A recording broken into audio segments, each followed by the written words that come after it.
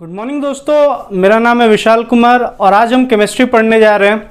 और हमारी जो केमिस्ट्री की क्लासेस होंगी वो बोर्ड पे और जेई पे और जो हमारे वेरियस स्टेट गवर्नमेंट के जो एग्ज़ाम्स होते हैं, आजकल तो वो और जेई मेंस के ही एग्ज़ाम से लिया जाता है, उन पे फोकस्ड होगा। और हम आज some basic concepts of chemistry देखेंगे और केमिस्ट्री के बारे में ब्रीफ इंट्रोडक्शन लेंगे। Brief introduction concepts of chemistry.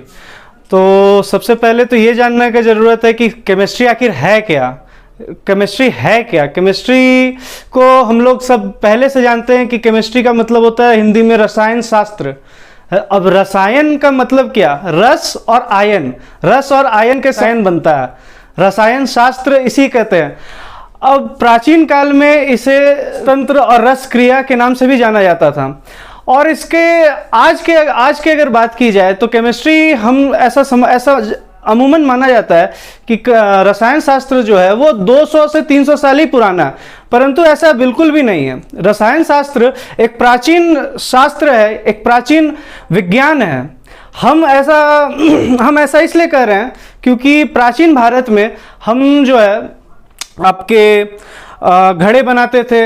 हमारे बहुत सारे पूर्वज जो हैं वो लोहे के काम, सोने के काम, चांदी के काम, लेड के काम या जस्ता मतलब जिंक के काम किया करते थे, जो कि रसायन शास्त्र की क्रियाओं को ही इस्तेमाल करके की जाती थी। और बहुत सारे ऐसे चीज़ हैं जो कि रसायन शास्त्र से किए जाते थे। अब जैसे आज अगर केमिस्ट्री के आधुनिक दौर पे अगर देखा जाए तो केमिस्ट्री का सबसे बेसिक डेफिनेशन क्या होता है? Chemistry is the science of molecules and their transformation.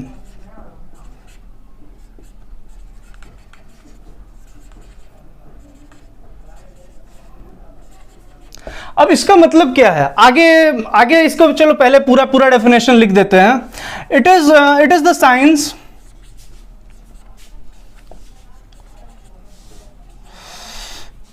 The science not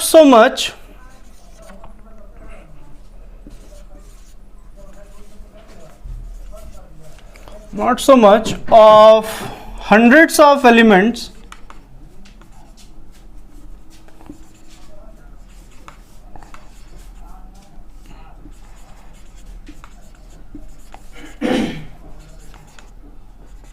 but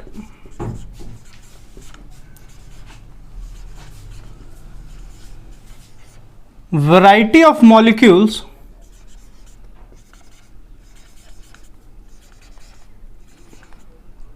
that may be built by them.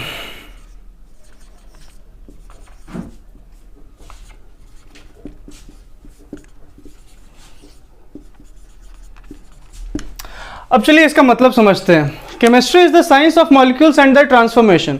अब जब हम केमिस्ट्री की बात करते हैं, जब हम रसायन शास्त्र की बात करते हैं, तो इसका मतलब ये होता है कि हमारा जो मॉलिक्यूल्स है और उस मॉलिक्यूल्स में जो ट्रांसफॉर्मेशन होते हैं, यानी कि जो बदलाव होते हैं, और उन बदलावों के बाद जो मॉलिक्यूल्स या जो मॉलिक्यूल्स के जो प्रॉपर्टीज होते हैं उनको हम केमिस्ट्री कहते हैं, उनको हम रसायन शास्त्र कहते हैं।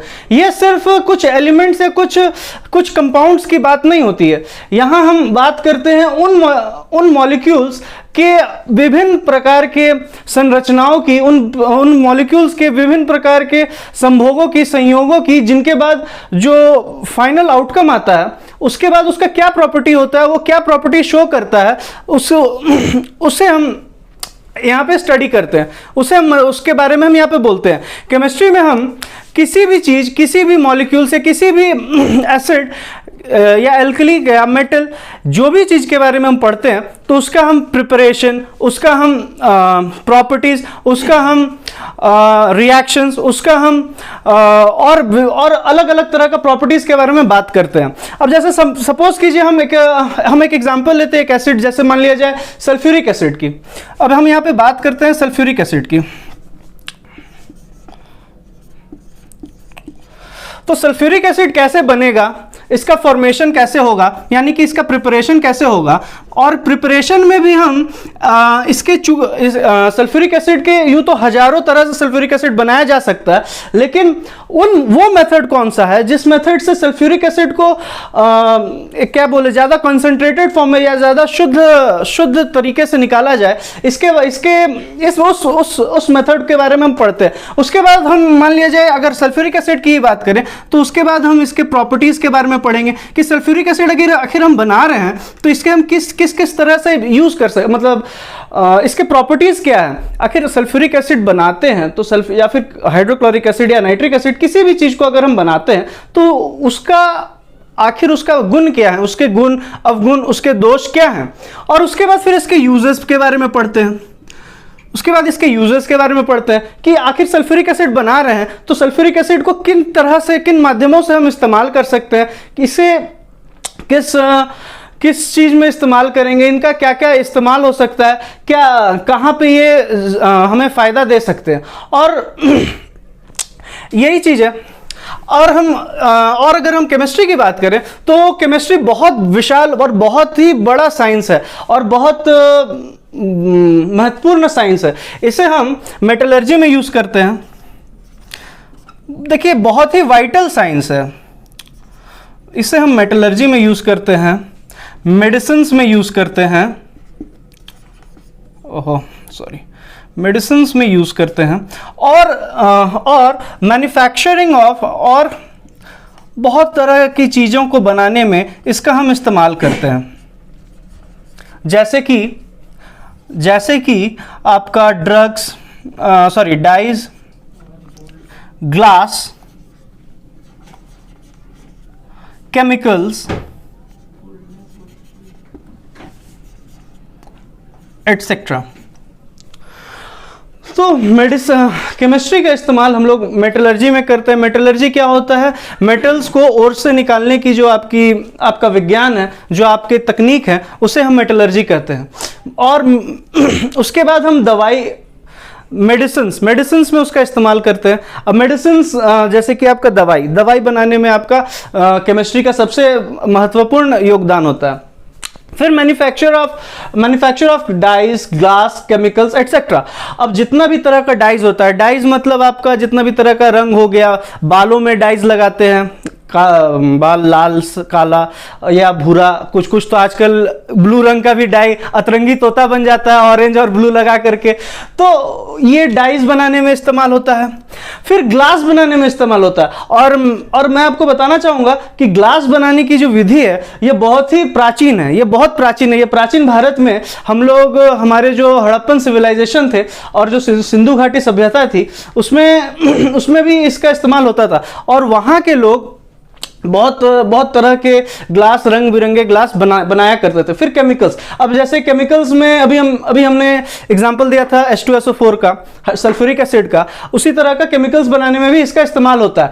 और भी बहुत तरह का इसका डे टू डे लाइफ में भी केमिस्ट्री का बहुत सारा इस्तेमाल है, जिसको कि हम लोग देखते तो हैं लेकिन हमें पता नहीं होता है कि वो केमिस्ट्री का ही एक अंग है। जैसे कि बेक्ड ब्रिक्स,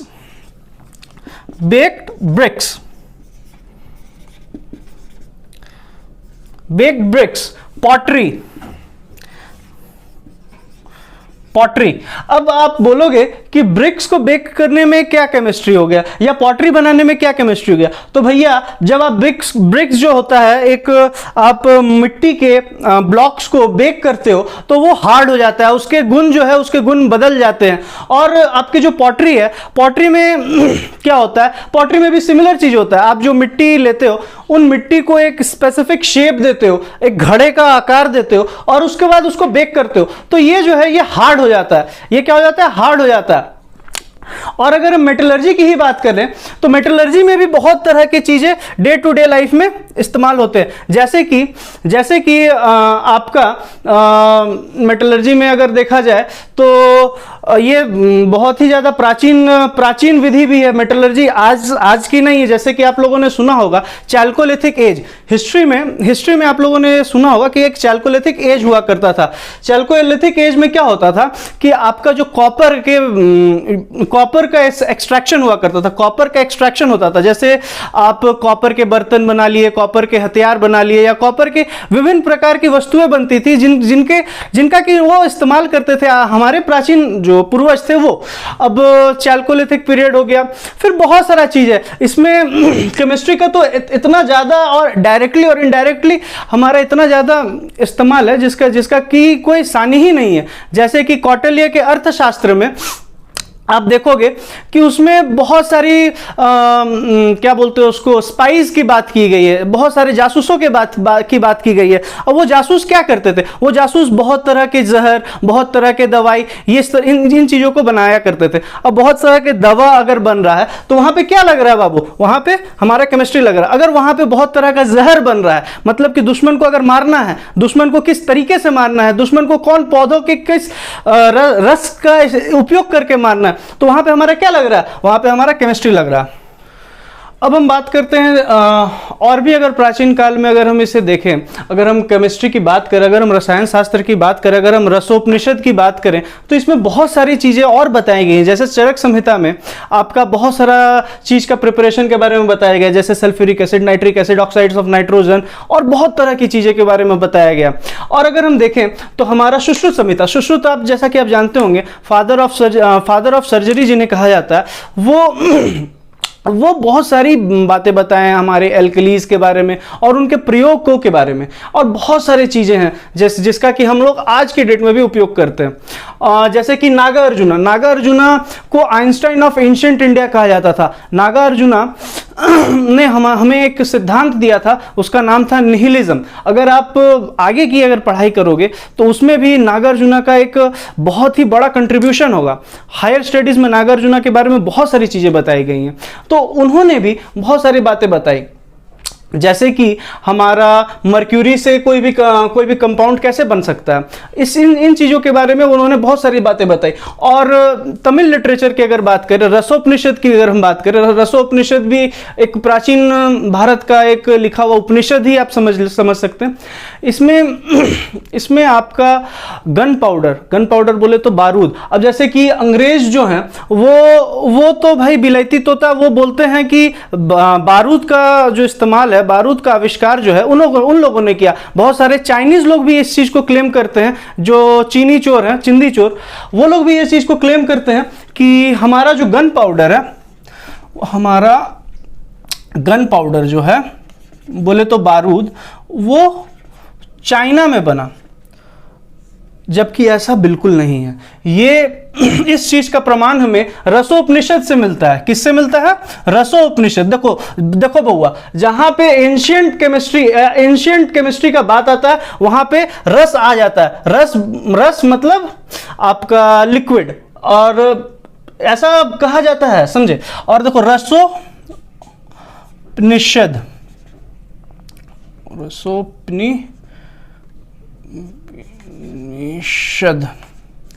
रसोपनिषद में हमारा गन पाउडर का प्रिपरेशन के बारे में लिखा गया। और यही नहीं, गन पाउडर का प्रिपरेशन के बारे में हमें हमारे तमिल लिटरेचर के बारे में भी बताया गया है। तमिल लिटरेचर में भी गन पाउडर का प्रिपरेशन के बारे में बताया गया है। तो ऐसा है कि केमिस्ट्री का बहुत वास्ट हमारे प्राचीन भारत में इस्तेमाल था। अगर हम आज की मॉडर्न केमिस्ट्री की बात करें तो हम देखते हैं कि सिसप्लाटिन एक ड्रग है, सिसप्लाटिन और टेक्सोल,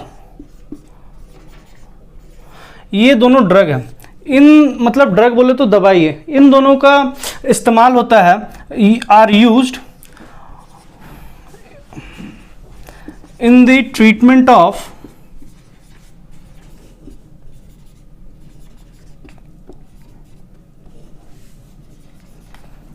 कैंसर।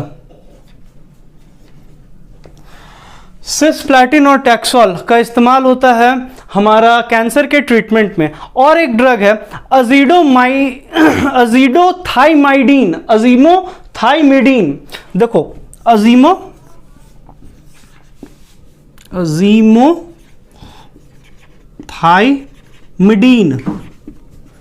ये भी एक ड्रग है, is used in the treatment of is use in the treatment of AIDS. किसके ट्रीटमेंट में यूज होता है? एड्स के। और ये दोनों दवाई भी जो है, ये दोनों दवाई भी जो आपका मॉलिक्यूल्स है, उन मॉलिक्यूल्स के अलग अलग संरचनाओं को, अलग अलग तरीके के मॉलिक्यूल्स के अलग अलग प्रॉपर्टीज को यूज करते हुए बनाया जाता है। ठीक है, तो ये ड्रग भी जो है, ये ड्रग्स जो भी है, ये भी किसका देन है बउआ? ये भी देन है हमारा केमिस्ट्री का। हमारा किसका? केमिस्ट्री का। और अब हम आगे देखते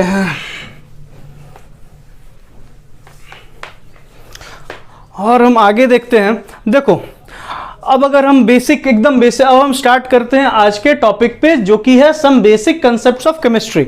अब अगर बेसिक, सबसे बेसिक अगर हम केमिस्ट्री की बात करें तो केमिस्ट्री जो है उसमें हम बात करते हैं स्टेट्स ऑफ मैटर की। पहले तो हमें यह जानना होगा कि मैटर क्या होता है। Anything that occupies space and has some mass is known as matter, और has some space and occupies some mass। जैसे कि मान लिया जाए ये एक पेन है, तो इस पेन का एक अपना मास है और ये एक स्पेस को ऑक्यूपाई कर रहा है, ये एक स्पेस को ऑक्यूपाई कर रहा है। इस चीज लिए, इसके लिए हम इससे बोलेंगे ये क्या है? ये एक तरह का मैटर है। और तीन तरह के मैटर होते हैं, मैटर के तीन स्टेट्स ऑफ मैटर होते हैं, तीन। जैसे कि पहला होता है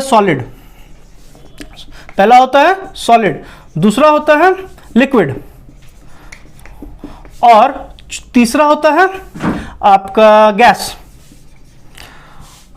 solid, liquid and gas, there are three states of matter, solid, liquid and gas. Solid में क्या होता है? हमारा शेप, साइज आपका फिक्स होता है, हमारा शेप और साइज फिक्स होता है, और ये एक रिजिड बॉडी होता है। ये क्या होता है? ये एक रिजिड बॉडी होता है, इस वजह से इससे हम सॉलिड कहते हैं। लिक्विड में क्या होता है कि हमारा शेप और साइज फिक्स नहीं होता है। और हाँ, और एक बहुत बहुत इंपॉर्टेंट बात हम बताना भूल गए कि सॉलिड में जो आपके मॉलिक्यूल्स होते हैं वो टाइटली इंपैक्ट होते हैं, मतलब कंपैक्टेड शेप में आपको मिलते हैं। ठीक है, और बहुत ही नजदीक में इसका मॉलिक्यूल्स प्लेस्ड होते हैं। लेकिन लिक्विड में ये स्पेसिंग जो है ये थोड़ा बढ़ जाता है, और गैस में ये स्पेसिंग और ज्यादा बढ़ जाता है। इस वजह से गैस में ना आपका कोई एक स्पेसिफिक शेप होता है और ना कोई स्पेसिफिक वॉल्यूम होता है।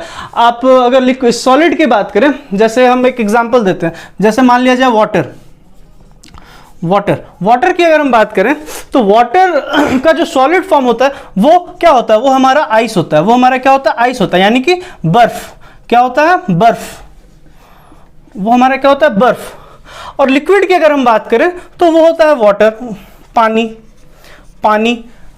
क्या होता है? पानी।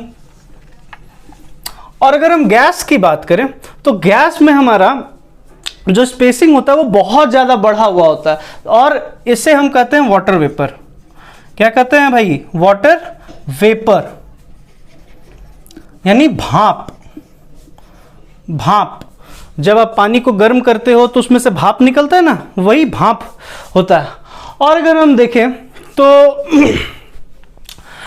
अब हम बात करेंगे मिक्सचर्स की। मिक्सचर क्या है? अरे भैया कुछ भी नहीं तो मिक्सचर खाए हो ना, गांव देहात में तो रुचि मिक्सचर, आपका नमकीन, और भी क्या क्या मिक्सचर मिलता है, बहुत तरह का मिक्सचर मिलता है। तो जो मिक्सचर होता है वही चीज होता है मिक्सचर और मिक्सचर एक ही चीज है। ठीक है, अब जैसे देखो मिक्सचर में क्या होता है कि आपका सेव रहता है, गेठिया रहता है, बुदिया रहता है, चूड़ा रहता है। तो आपका क्या है? जो आपका सेव है, जो आपका बूंदी है, जो आपका चूड़ा भुंजा हुआ है वो क्या है? और जो आपका बादाम है वो क्या है? प्योर सब्सटेंस है। वो क्या है? आपका प्योर सब्सटेंस है। सिर्फ एक सेव प्योर सब्सटेंस, सिर्फ एक बूंदिया प्योर सब्सटेंस, सिर्फ एक चूड़ा भुंजा हुआ प्योर सब्सटेंस। लेकिन जब इन चीजों को हम मिक्स कर देते हैं, तो वो क्या बन जाता है? मिक्सचर बन जाता है। ठीक है, तो मिक्सचर क्या है? मिक्सचर का अगर हम डेफिनेशन देखें तो mixture are those substances which contains two or more type of pure substances। अब हम जैसे बात करेंगे तो इसका एक एग्जांपल देते हैं, जैसे शरबत पीते ही हैं। अब शरबत में आपका क्या होता है? नमक, चीनी और पानी होता है, या उसमें नींबू होता है। तो इसमें क्या है? नमक है, इसमें क्या है? चीनी है, इसमें क्या है? नींबू है, इसमें क्या है? पानी है। तो नमक भी एक प्योर सब्सटेंस है, चीनी भी एक प्योर सब्सटेंस है, पानी भी एक प्योर सब्सटेंस है। लेकिन इन चीजों के मिश्रण को, अगर इन चीजों को हम मिक्स कर दें तो ये क्या बन जाता है? मिक्सचर बन जाता है। मिक्सचर भी दो तरह के होते हैं, एक होता है अगर हम मिक्सचर की बात करें तो दो तरह के मिक्सचर होते हैं, एक होता है होमोजीनस मिक्सचर, एक क्या होता है, होमोजीनस मिक्सचर होता है।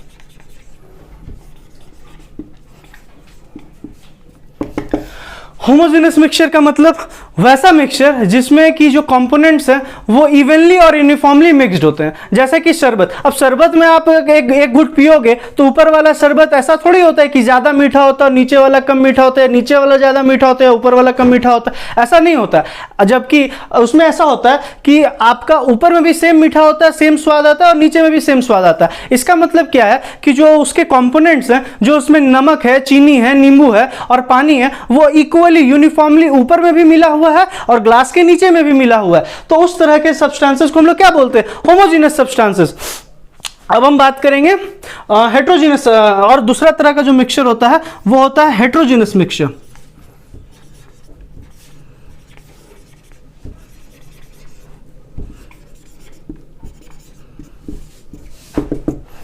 अब हेट्रोजीनस मिक्सचर में क्या होता है, जो आपका सब्सटेंसेस या इसमें जो प्योर सब्सटेंसेस है वो आपका यूनिफॉर्मली मिक्स नहीं होता। जैसे कि आपका मिक्सचर, हेट्रोजीनस मिक्सचर में मूलतः जो होता है वो आपका जो प्योर सब्सटेंसेस होता है वो इवनली और यूनिफॉर्मली मिक्स्ड नहीं होता है। हेट्रोजीनस मिक्सचर की अगर हम बात करें तो इसका एग्जांपल होता है आपका चावल कंकड़, अगर चावल कंकड़ मिला दिया जाए, और अगर आपका सॉल्ट पेपर का मिक्सचर को भी हम लोग हेट्रोजीनस मिक्सचर कहते हैं, क्योंकि वो यूनिफॉर्मली आपका मिक्स नहीं हुआ रहता है। फिर आपका अगर हम देखें तो आपका जो नॉर्मल आपका मिक्सचर आता है मार्केट में, जो नमकीन जिसे बोलते हैं वो होता है, उसमें आप देखोगे कि उसमें आपका सेव अलग है, बूंदी अलग है, बादाम अलग है, फिर आपका चूड़ा भुंजा हुआ अलग है। तो वो भी आपका क्या है, वो भी आपका हेट्रोजेनस मिक्सचर ही है। फिर हम बात करेंगे अब हम फिजिकल प्रॉपर्टीज की। अब फिजिकल प्रॉपर्टीज अगर हम देखो तो फिजिकल प्रॉपर्टीज में क्या होता है, फिजिकल प्रॉपर्टीज का मतलब ही सीधा सीधा ये है कि वैसे प्रॉपर्टीज जिनको कि आप मेजर कर सके और उनका जो गुण है और उनका जो दोष है वो नहीं बदले, और उसका जो आइडेंटिटी है वो बिल्कुल भी ना बदले। जैसे कि पहले हम लिखते हैं यहाँ पे physical properties. Physical properties are those properties that can be measured or observed without changing the identity and composition of the substances. अब हम बात करेंगे आपका मास, फिजिकल क्वांटिटीज, फिजिकल प्रॉपर्टीज में जैसे कि मास हो गया, वेट हो गया, वॉल्यूम हो गया, डेंसिटी हो गया। तो मास जैसा कि आप सब जानते हैं, कोई भी चीज़ का मास जिसमें कोई मैटर है, अगर मान लिया जाए ये पेन है, ये पेन में क्या है, मैटर है, तो ये इसे हम कहते हैं मास। ठीक है, anything that has some matter is known as mass. फिर बोलते हैं, फिर हम आएंगे वेट पे। अब वेट क्या है, जो भी चीज के पास मास है उसे क्या होता है, हमारा जो धरती माँ उसे अट्रैक्ट करती है, और उसे अट्रैक्ट किस वजह से करती है, फोर्स ऑफ ग्रेविटी की वजह से। और इस अट्रैक्शन को जो है हम वेट बोलते हैं। इस weight is the force exerted by gravity on the object. अब हम बात करेंगे वॉल्यूम की। तो वॉल्यूम क्या है, एनीथिंग दैट ऑक्यूपाइज स्पेस। अब जैसे ये पेन है, तो ये पेन एक स्पेस 3 डायमेंशन में ऑक्यूपाई किया है ना जी। ये एक सिलेंडर के शेप में, और ये 3 डायमेंशन में अगर हम देखें एक्स वाई एंड जेड, तो ये तीनों कोऑर्डिनेट में एक स्पेस को ऑक्यूपाई किया हुआ है, और इसे हम इस स्पेस को हम कहते हैं वॉल्यूम। अब हम और फोर्थ जो हमारा फिजिकल क्वांटिटी है वो है हमारा डेंसिटी। अब डेंसिटी क्या है, density is the ratio of mass by volume. Density is the ratio of mass and volume, मतलब एक यूनिट वॉल्यूम में कितना मास है, एक यूनिट वॉल्यूम में जितना मास है उसे हम लोग डेंसिटी कहते हैं। ठीक है, उसे हम लोग क्या कहते हैं, डेंसिटी। डेंसिटी का मतलब हिंदी में अगर समझना चाहो तो होता है घनत्व। अब कोई भी चीज जितना ज्यादा घना होगा, जितना ज्यादा उसे उतना ज्यादा हम लोग डेंस कहते हैं। अब जैसे मान लिया जाए ये सॉलिड है, तो सॉलिड का जाहिर सा बात है बहुत ज्यादा घनत्व है, बहुत ज्यादा इसमें जो पार्टिकल्स है वो बहुत ज्यादा एक जगह पे क्या बोलते हैं उसको, घने, मतलब रहे घना आबादी है पार्टिकल्स का, तभी तभी ये सॉलिड है। अगर ये घनत्व जो है ये थोड़ा कम हो जाएगा तो हमारा लिक्विड हो जाएगा, और अगर ये घनत्व और ज़्यादा अगर कम हो जाएगा तो वो हमारा गैस हो जाएगा। इसीलिए हम लोग कहते हैं कि हमारा जो सॉलिड है इसका डेंसिटी क्या होता है, ज़्यादा होता है। किससे? हमारा लिक्विड से। इसका डेंसिटी जो है हमारा लिक्विड से ज़्यादा होता है, और लिक्विड का डेंसिटी हमारा ज़्यादा होता है गैस से। तो ये है हमारा सही ऑर्डर। ठीक है, अब हम बात करेंगे साइंटिफिक नोटेशन की। साइंटिफिक नोटेशन देखो बाबू कुछ नहीं है, बस बेसिक मैथ्स की जो हमारी जानकारियां हैं उनको किस तरीके से यूज करना है उन्हें एक बार बोला जाए तो रिफ्रेश करने के लिए हमें ये पढ़ना होगा। क्या पढ़ना होगा? Scientific notation. क्या पढ़ना होगा? Scientific notation.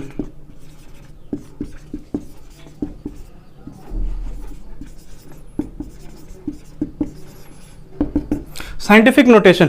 अब इसमें कुछ भी नहीं है, अगर देखा जाए तो इसमें बहुत बेसिक बात है, जैसे कि साइंटिफिकली कोई भी चीज़ को मल्टीप्लाई कैसे किया जाता है। अब जैसे देखो मैथ्स में आप पढ़ते थे तो मैथ्स में 2 इंटू 6 12 होता था, 3 इंटू 2 6 होता था। इसमें भी वही होता है, इसमें कोई अलग चीज़ नहीं होता है। Maths is maths.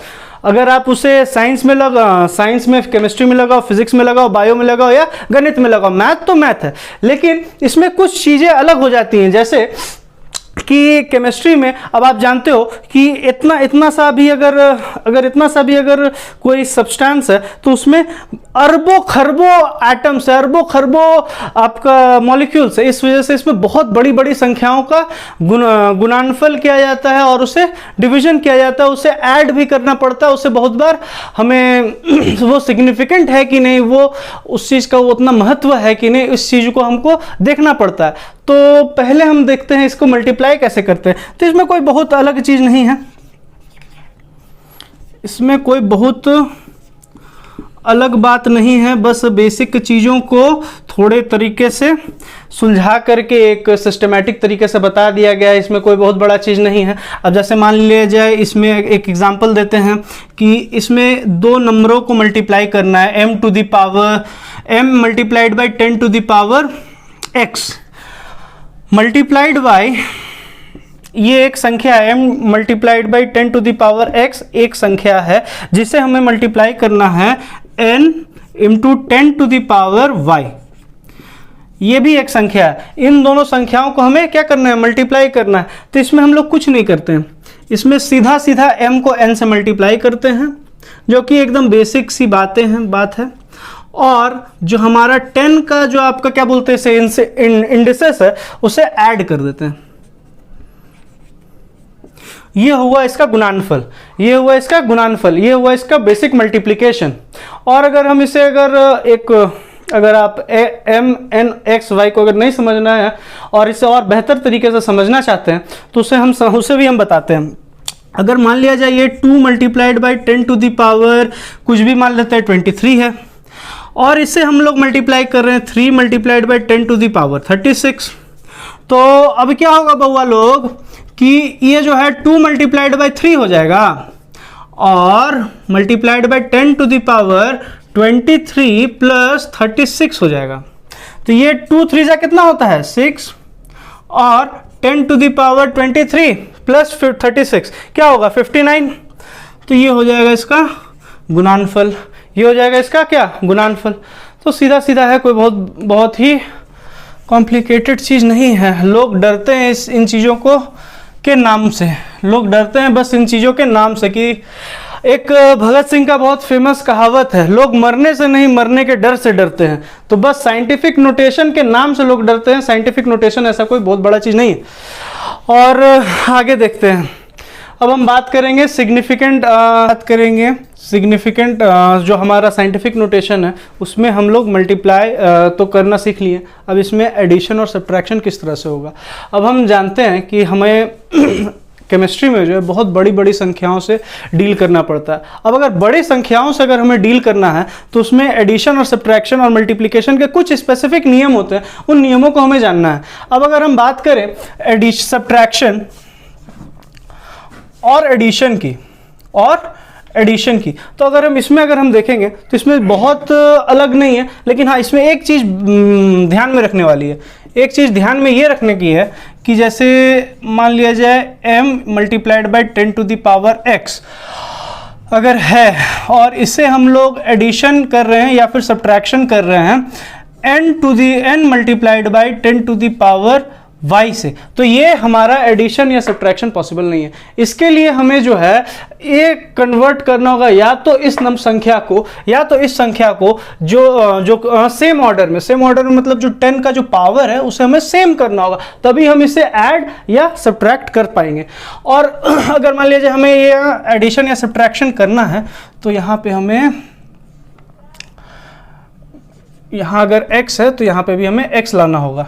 अब जैसे मान लिया जाए कोई एक सीधा नंबर सोचते हैं, अब जैसे सोचते हैं 3 multiplied by 10 to the power 20, इसे हमें ऐड करना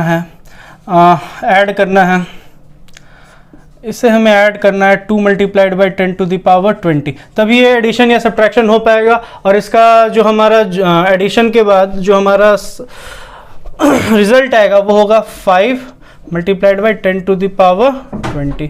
ये हमारा इस तरह से एडिशन होगा।